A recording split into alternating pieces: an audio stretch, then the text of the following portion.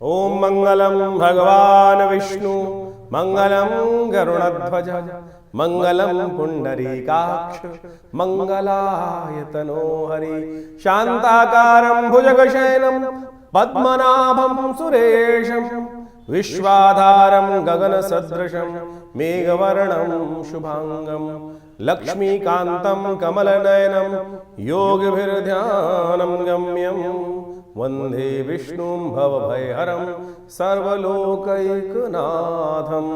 नमस्कार, स्वागत है आपका आचार्य वाणी में। मैं आचार्य डॉक्टर विक्रमादित्य आपके साथ हूँ और आज का विषय हमारा है कन्या राशि वालों के लिए नवंबर के महीने में ग्रहों का परिवर्तनों की स्थिति जो बन रही है वो कहाँ आपको ले जाती दिखाई दे रही है, किस दिशाओं में आपके लिए ग्रहों की स्थिति उत्पन्न होती दिखाई दे रही है। देखिए, आपकी राशि के स्वामी बुध महाराज है और बुध महाराज बहुत जल्दी वक्र स्थिति में जाने वाले हैं। मंगल अभी आपकी राशि के दृष्टिकोण से जहाँ चल रहे हैं पराक्रम वाले भाव में, वो होने जा रहे हैं अस्त। और मंगल शनि के आघोष से बाहर आए थे अभी लगातार पिछले पूरे एक साल से यदि हम देखें जनवरी के बाद से, कभी समसप्तक, कभी षडाष्टक, कभी कहीं ना कहीं किसी प्रकार का योग चल रहा था। अब मंगल अपनी ताकत में आए थे और ये मंगल ने इस वक्त जो चाल पकड़ी है सूर्य के बिल्कुल सन्निकट आने के कारण से साथ साथ चलते हुए मंगल 6 महीने के लिए अस्त होने जा रहे हैं। जी हाँ, नवंबर में ही अस्त हो जाएंगे और फिर वो पूरे 2 मई तक अस्त रहेंगे। तो ऐसे में मंगल साहस के स्वामी और आपकी राशि के दृष्टिकोण से साहस के भाव के ही मालिक हैं। तो आप पर डबल मार पड़ सकती है, ध्यान रखना पड़ेगा कन्या राशि वालों। जितने आप दबोगे उतना लोग आपको दबाने का प्रयास करेंगे और कहीं ना कहीं वो स्थिति आपके लिए खराब हो सकती है। इस वक्त आपको अपने आप को मोटिवेट करने की ज़रूरत है। जितना मोटिवेट रहोगे उतना बढ़िया काम करोगे और जितने परेशान रहोगे, जितने नेगेटिव सोचोगे, वो चीज़ें आपके समक्ष आकर आप उपस्थित हो सकती हैं, आपके सामने आके खड़ी हो जाएंगी। आपका मन का भय आपके सामने मूर्त रूप में आ सकता है। तो इसलिए इस वक्त नेगेटिव मत सोचो, घर वालों को प्रसन्न रखो, मित्रों से थोड़ा बच के रहो। ये बात खासतौर पर ध्यान रखते हुए कार्य कर लोगे तो अच्छा रहेगा आपकी राशि के दृष्टिकोण से। सिलसिलेवार तरीके से समझ लीजिए ग्रह नक्षत्रों का खेल क्या कुछ होने वाला है आपके लिए, वो सारी गणनाएं हम आपके समक्ष उपस्थित करते हैं। सबसे पहले बात कर लेते हैं 1 नवंबर की। 1 नवंबर का दिन शनिवार का अवसर है, दशमी तिथि विद्यमान है। ग्रह नक्षत्रों के दृष्टिकोण से जो योग बन रहा है थोड़ा हल्का दिखाई देता है। ध्यान रखना पड़ेगा, स्वास्थ्य के मामले में चीज़ें जो हैं बहुत जल्दी परिवर्तन की तरफ जाएंगी। लेकिन इस दिन स्वास्थ्य का पूरा अननेसेसरी खर्चों को कंट्रोल करने के लिए बहुत ज़्यादा ग्रहों की तरफ से आवश्यकता है। नए कार्य आरंभ करने के लिए सर्वार्थ सिद्ध योग भी बना हुआ है। साथ साथ इस दिन आशा दशमी है। आशा को उत्पन्न यानी कुछ नई आशा उत्पन्न करने का योग बहुत बढ़िया से बना सकते हैं यदि आप भगवान विष्णुदेव का इस दिन पूजन करें और हो सके तो तुलसी पूजन इस दिन अवश्य करने का प्रयास करें। अगले दिन एकादशी है और उस दिन तुलसी का जो है पत्ते इस दिन तोड़ के रख लेने चाहिए, क्योंकि एकादशी के दिन पूजन होता है। तो इस दिन खासतौर पर ध्यान रखें, थोड़े तुलसी के पत्र इत्यादि तोड़ के रख लें, क्योंकि अगले दिन देवउठनी एकादशी में उनकी आवश्यकता पड़ेगी। 2 तारीख का दिन रविवार का दिन है और बहुत महत्वपूर्ण दिन है। भारतीय संस्कृति में सनातन तिथि में इस तिथि को सबसे महत्वपूर्ण माना जाता है। एकादशी देव प्रबोधनी, जिस दिन भगवान विष्णु जागते हैं और ये भगवान विष्णु जागकर आपकी राशि के दृष्टिकोण से ग्रहों के प्रभाव से एक महत्वपूर्ण परिवर्तन की तरफ आपकी मनोवृत्ति को ले जाते दिखाई दे रहे हैं। इस दिन आपकी राशि के दृष्टिकोण से देखा जाए तो शुक्र महाराज भी बहुत महत्वपूर्ण परिवर्तन की तरफ जा रहे हैं। कमज़ोर स्थिति से निकलकर आपकी राशि से निकलकर आगे पदार्पण करते दिखाई दे रहे हैं और सूर्य के साथ बहुत सुंदर योग शुक्र महाराज का बनकर तैयार होने वाला है, जो आपके लिए बहुत महत्वपूर्ण रहेगा। बंद दरवाज़ों को खोलने की शक्ति आपके अंदर देता दिखाई देगा। जब तक मंगल अस्त नहीं है तब तक इस शुक्र का सही से उपयोग यदि आपने कर लिया, कन्या पूजन जितना करोगे, कन्या का स्त्री का जितना सम्मान करोगे आपकी राशि के दृष्टिकोण से, उतना आपका भाग्य जागने की तरफ आपको ले जाता दिखाई दे रहा है। इस दिन ध्यान रखना एक बात कि इस दिन द्वादशी भी साथ में विद्यमान है, क्षय तिथि है। कुछ खास हिदायती बातें वो आपको अच्छे समझ लेना चाहिए। नए कार्यों को आरंभ करने के लिए आमतौर पर देवउठनी एकादशी का लोग बहुत दिन से इंतजार करते हैं, लेकिन इस दिन दिल्ली के पंचांग के अनुसार से देवउठनी एकादशी के दिन द्वादशी क्षय हो रही है, तो ये मुहूर्त शुभ नहीं रहेगा। 2 नवंबर को एकादशी है और उसके साथ साथ द्वादशी क्षय हो रही है। द्वादशी क्षय हो रही है और देव प्रबोधनी एकादशी अपने आप में अनसूत साया माना जाता है। बहुत लोग बिना किसी मुहूर्त को देखे भी शादी कर लेते हैं क्योंकि अनसूत साया है। नए नए मुहूर्त करने का प्रयास कर लेते हैं क्योंकि अनसूत साया की कैटेगरी में आता है। लेकिन इस बार सबसे पहले हम देव प्रबोधनी एकादशी का महत्व तो बताएंगे आपको, लेकिन एक बात समझ लीजिएगा, इस बार देवउठनी एकादशी भी द्वादशी क्षय है। क्षय तिथि पे कोई भी नया कार्य कभी आरंभ नहीं करना चाहिए, वो दोषयुक्त हो जाता है। तो इसलिए इस बात का ध्यान रखें कि 2 नवंबर को जो देव प्रबोधिनी एकादशी का योग बन रहा है वो विशेष तौर पर द्वादशी क्षय होने के कारण से एक अनसूच साय में बहुत थोड़ा सा कुछ विघ्न उपस्थित करता दिखाई दे रहा है। तो ऐसे में थोड़ा ध्यान रखते हुए कार्य करने की ज़रूरत रहेगी। अननेसेसरी के लिए जो है बिना पूछे बिना समझे और कोई शादी विवाह इत्यादि कर लेते हैं, उनमें आगे जाकर कई बार समस्या उत्पन्न करने के योग बन जाते हैं। नए कार्यों को आरंभ करने से भी क्षय होने के योग बन जाते हैं, कहीं ना कहीं रुकावट आने के योग बन जाते हैं। ऐसे में उन सब को ठीक करने के लिए और इस दिन विशेष तौर पर कहा जाता है कि भगवान विष्णु जाग रहे होते हैं, तो खूब ढोल नगाड़े इत्यादि भगवान का सहस्त्रसी पुरुष सूक्त का मंत्र करते हुए भगवान का सुंदर पूजन करें, भगवान को जगाएं और जगाने के बाद उनका विशेष पूजन किया जाता है। उनका पंचोपचार षोडशोपचार, पंचामृत से स्नान, गंगा जल से स्नान, तुलसी दल विशेष इत्यादि के द्वारा समस्त रूप से पूजन कर उनका समस्त रूप से उनका पूजन करें। पंचोपचार षोडशोपचार कहा जाता है भगवान समस्त मनोरथों को सिद्ध करने के योग बनाते हैं। और आखिरी में उनका चरणामृत जो ग्रहण कर लेते हैं, अकाल मृत्यु हरणम सर्व्याधि विनाशनम कहा जाता है, विष्णु पादोत्कम पित्वा पुनर्जन्म न विद्यते। तो इस बात को हमें समझ लेना चाहिए, ये तिथि इतनी शुभ है। लेकिन इस बार जिस प्रकार से आप सब लोगों ने शायद ध्यान नहीं दिया होगा, लेकिन दिल्ली के पंचांग के अनुसार से जब हमने देखा तो द्वादशी क्षय आ रही है। और द्वादशी क्षय होने के कारण से सूर्य अगले दिन सूर्य से पहले ही द्वादशी क्षय होने के कारण से त्रयोदशी का आगमन होने के कारण से क्या हो रहा है कि इस तिथि में कहीं ना कहीं जो थोड़ा सा व्यवधान उत्पन्न हो रहा है, शुभ कार्यों को करने के लिए स्थिति उतनी शुभ नहीं रहेगी जितना इसका महात्म बताया गया है। तो इस बात का ध्यान रखते हुए करना चाहिए। विवाह इत्यादि नए कार्य इत्यादि इस तिथि में करना जितना शुभ होता है उतना शुभ इस बार नहीं रहने वाला। तो इस बात का ध्यान रखते हुए कार्य करें। और यदि आपने रखा हुआ है तो हम चाहेंगे उसके लिए उपयुक्त उपाय अवश्य कर लिए जाएं, जिससे उसके विघ्नों को जो भी कष्ट के योग बने उसको पहले से हम ठीक कर सकें। तो कन्या राशि वालों, आपकी राशि के दृष्टिकोण से 3 नवंबर के दिन ग्रहों का खेल कैसा बनता दिखाई दे रहा है। बहुत महत्वपूर्ण दिन है 3 नवंबर का। इस दिन त्रयोदशी तिथि है, सोमवार का योग है, तो प्रदोष सोम प्रदोष योग बन गया है। गजकेसरी योग आपकी राशि में बना हुआ है और ये गजकेसरी योग आपकी राशि के दृष्टिकोण से वारे न्यारे करने की सामर्थ्य रखता है, महालक्ष्मी योग बनाने की सामर्थ्य रखता है। सही दिशा में यदि पुरुषार्थ करेंगे तो चीज़ों को आपके अनुसार, देखिए बृहस्पति इतनी सुंदर तरीके से आपकी राशि में लाभ वाले भाव में बैठे हुए योग बना रहे हैं, लेकिन आपकी राशि के दृष्टिकोण से शनि ने सब कुछ बिगाड़ रखा है। तो शनि को ठीक करने के लिए भी भगवान शिव की सुंदर उपासना कर लें। कहा जाता है कि प्रदोष के दिन जिस भाव से भगवान शंकर के समक्ष जाओगे और यदि तिल युक्त दूध से भगवान का अभिषेक आप कर लें तो ये शनि की ढैया जो लगातार आपको आने वाले 2 साल तक परेशान करने की स्थिति, कल्याण ढैया जो है ना, ये 7.5 का ही छोटा रूप है, ये जो है ये 2.5 साल आपको बहुत परेशान करता है। तो ऐसे में जब भी मौका मिल जाए तो शनि को मनाते चलो भैया, सोम प्रदोष का दिन है। इसी भाव से भगवान के समक्ष जाकर शाम के समय थोड़ा तिल युक्त दूध, काले तिल को दूध में डालकर ओम नमः शिवाय का स्तवन करते हुए भगवान या शन्नो देवी रविष्ट्रया आपो भवन्तु पीतये शन्नो रविष्ट्रवन्तु नः, इस मंत्र का जप करते हुए भगवान का अभिषेक कीजिए। कहीं ना कहीं भगवान से रक्षा प्राप्त करने का योग बन जाएगा। 4 नवंबर के दिन कन्या राशि वालों के लिए ग्रह क्या कह रहे हैं जान लीजिए। मंगलवार के दिन चतुर्दशी तिथि विद्यमान है और ग्रह परिवर्तन की स्थिति में जाते दिखाई दे रहे हैं। और ये परिवर्तन की स्थिति जो बन रही है वो कहीं ना कहीं मन को थोड़ा संशय में ग्रह, सुबह बहुत अच्छी रहेगी, नई जो महत्वपूर्ण कार्य करने हो दोपहर से पहले उसकी तरफ आगे चलने का प्रयास कीजिए। आपके लिए कहीं ना कहीं स्थितियां अच्छी हो सकती हैं, लेकिन ज़्यादा इंतज़ार करना और डिले करना चीज़ों को कहीं ना कहीं नुकसान डाल सकता है। हो सकता है मूड बदल जाए, यानी दिन और रात में, जैसे सुबह और दोपहर में ऐसा परिवर्तन हो सकता है जैसे दिन और रात, मूड कब कहाँ से कहाँ एकदम पलटी मार जाए, ऐसा योग बनता दिखाई दे रहा है। कुछ नए कार्य की तरफ उद्धृत होता दिखाई देगा मन, और दोपहर तक शायद वो भाव ही बदल जाए, ऐसे योग आपकी राशि में बनते दिखाई दे रहे हैं। मंगल इन दिनों ताकत में है, अभी बिल्कुल ताकत में, पूर्ण ताकत में है, लेकिन आलस में अभी भी मनोभाव कहीं ना कहीं रह रहा है। और ये ऐसे योग बना रहे हैं ग्रह इस वक्त की कुछ दिनों आप बात देखेंगे कि आपका वजन अननेसेसरी का बढ़ता दिखाई दे रहा है। तो जिसलिए ओवरवेट वाले लोग हैं वो सावधान रहिएगा। ये कहीं ना कहीं मंगल का जो प्रभाव है इन दिनों आपके लिए कहीं ना कहीं थोड़ी स्थिति खराब कर सकता है। बैकुंठ चौदस का योग है, सुंदर रूप से भगवान विष्णु का, शालिग्राम जी का पूजन करना समस्त मनोरथों को सिद्ध करने की योग बनाएगा। 4 नवंबर मंगलवार के दिन एक बहुत अद्भुत योग बन रहा है जिसको कहा जाता है ब्रह्मकूच।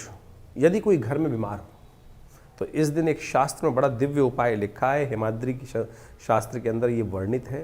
कहा जाता है शास्त्र के दृष्टिकोण से, यदि कपिला गाय जो है उसका गोमूत्र लिया जाए, जो काली गाय हो, कृष्णमय गाय हो, उसका थोड़ा सा गोमे ले लिया जाए, श्वेत गाय सफेद रंग की जो गाय है उसका थोड़ा सा दूध लेकर, और साथ साथ जो हल्का सा पीत वर्ण वाली गाय हो उसका दही, और साथ साथ कुबरी गाय जो हो उसका थोड़ा सा घी, इनको यदि छान कर पंचगव्य बना लिया जाए और भगवान विष्णु का पूजन कर कर महामृत्युंजय मंत्र का जप करते हुए, चतुर्दशी तिथि बड़ी सुंदर होती है, इसमें भगवान शंकर का आशीर्वाद महामृत्युंजय का लेकर यदि ये पंचगव्य से जो बना हुआ चीज़ है यदि किसी भी बीमार व्यक्ति को दे दें तो कैसे भी कष्ट हो, बड़ी सी बड़ी बीमारी हो, वो अद्भुत रूप से ठीक होने के योग बन जाते हैं। तो इस विशेष तौर पर 4 नवंबर के दिन, मंगलवार के दिन, कार्तिक मास की शुक्ल पक्ष की चतुर्दशी के दिन ये दिव्य योग बन रहा है, इसका लाभ ले लीजिए, कल्याणकारी योग बन जाएंगे। 5 तारीख बुधवार का अवसर, पूर्णिमा का योग बन रहा है और ये पूर्णिमा बेहद खास है। कन्या राशि वालों, ये पूर्णिमा बेहद खास इसलिए है क्योंकि ये दिवाली है, देव दिवाली, वास्तविक दिवाली, असली दिवाली यही है। ग्रह नक्षत्रों के दृष्टिकोण से, आपकी राशि के दृष्टिकोण से ये योग बन रहा है, वो भी आप समझ लीजिए। ऐसे में मन थोड़ा सा बैरागी होता दिखाई दे रहा है, मन को अब बांधने से बनेगा, मन के कहा जाता है ना, मन के जीते जीत है, मन के हारे हार, और इस वक्त आपका मन जो है वो थोड़ा लगाम से बाहर जाता दिखाई दे रहा है, आपको कहीं और, आप मन के चक्कर में फंसे बैठे दिखाई दे रहे हो, चाहते कुछ और हो कुछ और रहा है, ऐसे ग्रह योग बनते दिखाई दे रहे हैं। मन जो है बच्चे की तरह आपका बिहेव करता दिखाई दे रहा है, तो ऐसे में थोड़ा सा अपने आप को आपको अंकुश लगा कर मन पर कंट्रोल करने की ज़रूरत है, तब बहुत कुछ कर पाओगे। देव दिवाली है और साथ साथ सुंदर रूप से देवता भी इस दिन को पृथ्वी पर आकर दिवाली मनाते हैं, भगवान की पूजा करते हैं। भगवान विष्णु का सुंदर लक्ष्मी जी के साथ उपासना करने का देवताओं का भी विधान है, तो आज भी बनारस के घाटों में इस देव दिवाली के दिन सुंदर पूजा करने का योग रहता है। तो आप दिवाली के दिन सुंदर जैसी पूजा करे थे, इसी प्रकार से आज के दिन को भी पूरी तरह से कम आप 27 दीपक घी के अवश्य जलाइएगा। सामर्थ्य हो तो तेल के भी जला सकते हैं, कोई दिक्कत नहीं है, जैसे भी आपकी सामर्थ्य है अवश्य जलाकर उनका भगवान का समस्त देवताओं का पूजन अवश्य करें, पुण्य करें, पितरों के निमित्त तर्पण करें, बहुत ज़रूरी है इस दिन। तो 5 नवंबर को देव दिवाली का योग है। ये देव दिवाली एक ऐसा पर्व है, दिवाली तो आप मना चुके हैं अमावस्या के दिन, लेकिन वो अमावस्या की दिवाली थी जो भगवान राम के आगमन पे हुई थी। लेकिन ये दिवाली जो है, जो देव दिवाली है, जिसको वास्तविक दिवाली कहा जाता है, जिसको देवता भी इस धरा पर मनाने आते हैं, उसको काशी के घाटों में तो आज भी वो परंपरा है, लेकिन धीरे धीरे पूरे और सब क्षेत्रों से ये परंपरा धीरे धीरे कहीं ना कहीं लोप होती चली गई है। ये प्रकाश का पर्व है। गुरु नानक देव जी की जयंती भी प्रकाश उत्सव के रूप में मनाई जाती है इस दिन। तो वास्तविक तौर पर बहुत शुभ दिवस है। इस दिन बड़ी श्रद्धा के साथ समस्त देवताओं की पूजा, भगवान विष्णु के साथ समस्त देवताओं की पूजा, यज्ञ इत्यादि, तर्पण इत्यादि, अवश्य सत्यनारायण भगवान की कथा, जो भी सब कर सकते हैं, जो आपकी परंपरा है उसके अनुसार से अवश्य घरों को प्रकाशित करके सुंदर रूप से कार्य करना चाहिए। कहा जाता है कि इस दिन देवता धरा पे आते हैं, पितृ इत्यादि समस्त लोग भी धरा पर कहीं ना कहीं आते हैं, तो उनका ध्यान रखते हुए इसलिए शास्त्र में कहा गया है कि दिन में तर्पण अवश्य करना चाहिए और शाम को समस्त देवताओं का सुंदर पूजन पुरुष सूक्त के द्वारा, श्री सूक्त के द्वारा, देवी सूक्त के द्वारा, संपूर्ण रूप से गणेश इत्यादि, भगवान विष्णु इत्यादि समस्त देवताओं का पूजन अवश्य करने का प्रयास करना चाहिए। और इस कार्तिक पूर्णिमा में स्नान कर कर दीप का दान और दीप को प्रवाहित करना शास्त्र में बताया गया है। तो इसको कर लेने से कहा जाता है कि व्यक्ति के जीवन के समस्त कष्ट, चाहे कैसा भी पाप जीवन में व्यक्ति के द्वारा हो गया हो, उससे निवृत्ति का मार्ग एक दीप दान से हो जाता है। तो शाम के समय प्रदोष काल में देवताओं का संपूर्ण पूजन करने के बाद यदि कहा जाता है कि एक दीप यदि दान कर दें किसी देवस्थल में, तुलसी के आसपास, कहीं भी जाके मंदिर में जला दें, तो कहा जाता है कि संपूर्ण रूप से कष्टों की निवृत्ति का योग बनता है और ऐसा विश्वास रखना चाहिए शास्त्र में जो वर्णित है। तो कन्या राशि वालों, आप इस राशि के दृष्टिकोण से आपने समझा कि कैसा देव दिवाली का सुंदर योग आपके लिए बना है और कैसे आप उसका लाभ ले सकते हैं। 6 तारीख का दिन भी ग्रह नक्षत्रों के दृष्टिकोण से महत्वपूर्ण परिवर्तन की तरफ ले जा रहा है और ये सबसे इम्पॉर्टेंट दिन है क्योंकि इस दिन आने वाले 6 महीने तक ग्रह आपका जो है आपको थोड़ा सा विचित्र प्रभाव के साथ अपने आगोश में लेता दिखाई दे रहा है। 6 तारीख को मार्गशीर्ष का महीना आरंभ हो रहा है और कन्या राशि वालों के लिए खास तौर पर ध्यान देने वाली आवश्यकता है कि आपके पराक्रम के स्वामी मंगल इस दिन करीब करीब जो है वो अस्त होने की स्थिति में जाएंगे। ये अस्त होने की स्थिति जो बनेगी ये कहीं ना कहीं आपके लिए कहीं ना कहीं कुछ ना कुछ समस्याएं उत्पन्न करने के योग बना सकती है। तो ध्यान रखना पड़ेगा आपको 6 महीने। हर चीज़ में आपको एक ऐसा व्यक्ति चाहिए जो आपको हाँ के चल भाई चल उठ के काम करो, ये करना है वो करना है। और देखिएगा 6 महीने तक में कई चीज़ें ऐसी होंगी जो थोड़ी डिले रह। इस वक्त जहाँ आपके ग्रहों का योगा योग बन रहा है, सामर्थ्य साहस में कहीं ना कहीं आने वाले समय में कमियाँ आती दिखाई देंगी। सही गुरु की आवश्यकता है और इस संसार में मंगल को सही करने के लिए, साहस को ठीक करने के लिए कौन से गुरु हैं? और देवता चित्तन धन ही हनुमत से ही सर्व सुख करई। तो हनुमान जी चालीसा का नित्यपति पाठ क्रांग क्रीं क्रौंग से भौमाय नमः, इस मंत्र का नित्यपति जप आपको करने की आवश्यकता है। मन में कहीं ना कहीं उत्साह भी आता दिखाई दे रहा है, धर्म में आपकी आस्था जाती दिखाई दे रही है, क्योंकि आपका ग्रह जो है मन जो है आपके धर्म भाव में चला गया। और धनात धर्म तथा सुखम, धन को मन को यदि धर्म में लगा लें तो सब चीज़ें अच्छी हो सकती हैं। तो इस बात का ध्यान रखते हुए कार्य कर लें तो अच्छा है। मंगल को ताकत देने की बहुत ज़रूरी है इस वक्त बात। तो मंगल का उपाय जितना हो सकता है, मंगल का यंत्र अपने घर में रखें, मंगल हनुमान चालीसा का नित्यपति पाठ करें, सुंदरकांड का पाठ करें, वो आपके लिए अच्छा रहेगा। 7 तारीख का दिन बात कर लेते हैं। 7 तारीख के दिन ग्रह नक्षत्रों का प्रभाव कन्या राशि वालों के लिए कैसा रहेगा। शुक्रवार का दिन है, द्वितीया तिथि विद्यमान है और इस दिन शुक्र महाराज एक विशेष परिवर्तन का योग आपकी राशि में बनाते दिखाई दे रहे हैं। अभी अपने घर में अपनी राशि में गए हैं और वहीं पर इन्होंने राहु के नक्षत्र में प्रवेश करने का योग बना रहा है।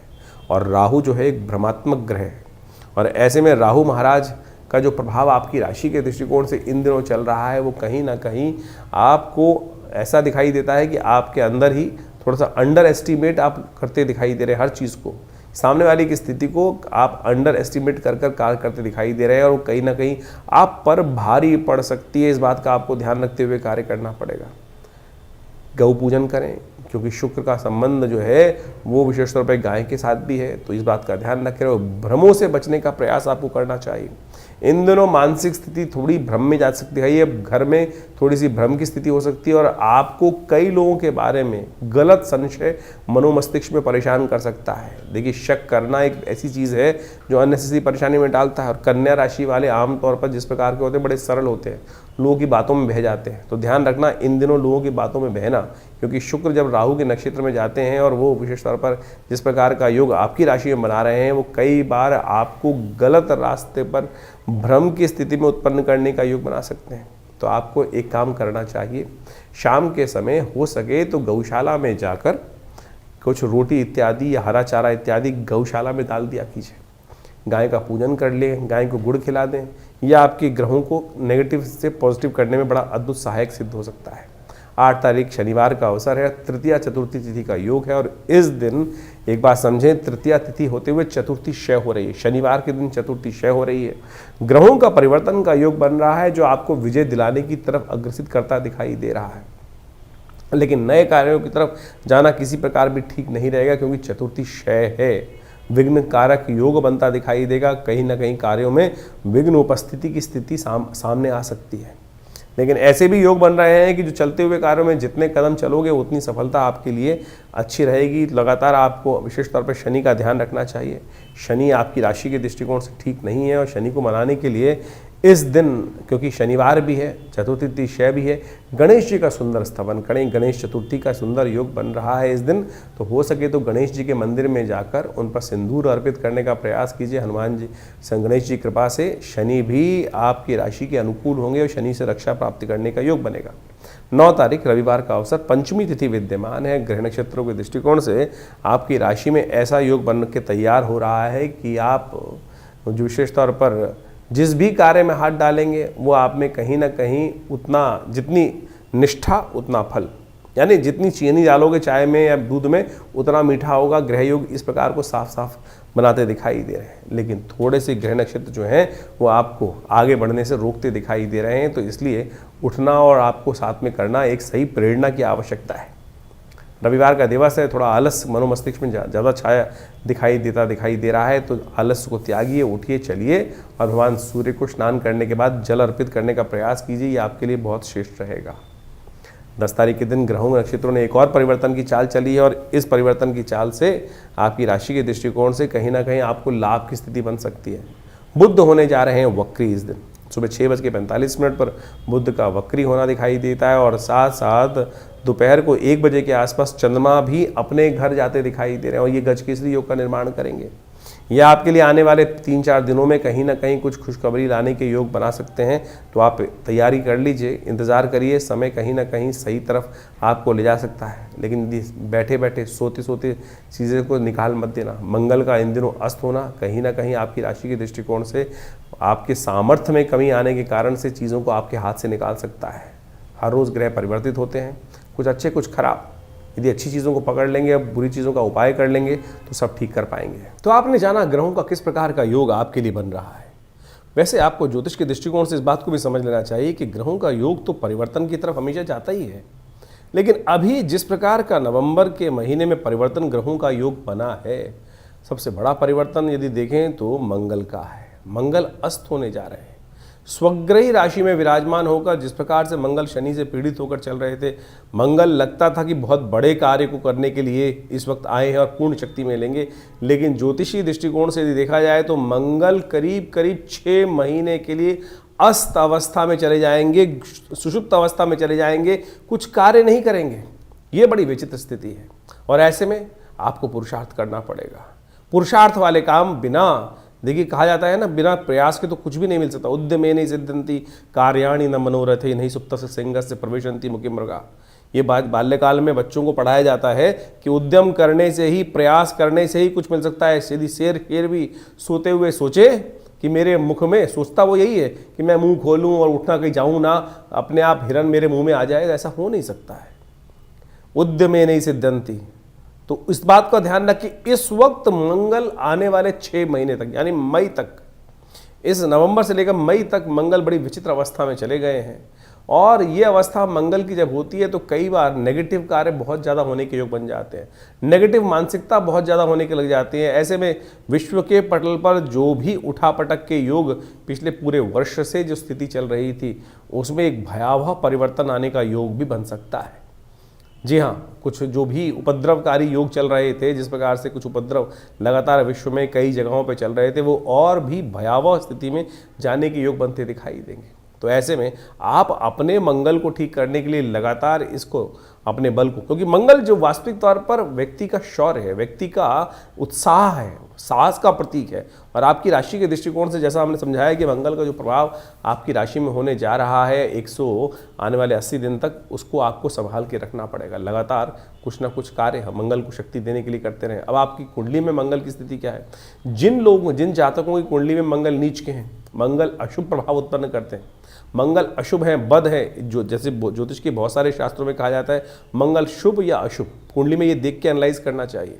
और ये कुंडली को देखे बिना राशि के दृष्टिकोण से नहीं पता चल सकता है पूरी तरह से। तो उनके लिए खासतौर पर आपके बच्चे जो हैं, नए नए पढ़ रहे हैं, कई क्षेत्र में कार्य कर रहे हैं, ऐसे में क्या होता है, जब मंगल खराब स्थिति में होते हैं तो बच्चे क्या होते हैं, नेगेटिव तरफ, गलत कार्य की तरफ और तो और एडिक्शन की तरफ भी चले जाते हैं। इस मानसिकता से आपको ध्यान रखना पड़ेगा।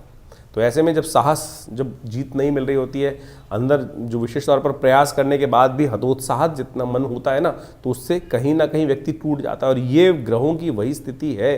तो इस वक्त अपने ग्रहों को सही समझकर, जन्मपत्री को अच्छे से एनालाइज कर दशाओं अंतरदशाओं की स्थिति को समझते हुए आपने कार्यों को ठीक करने की ज़रूरत रहेगी। नहीं तो आने वाले 6 महीने मंगल का जो नेगेटिव प्रभाव है, और शनि पूर्ण ताकत में इस वक्त, क्योंकि वक्री से मार्गी भी हो जाएंगे, पूर्ण ताकत से आगे चलेंगे।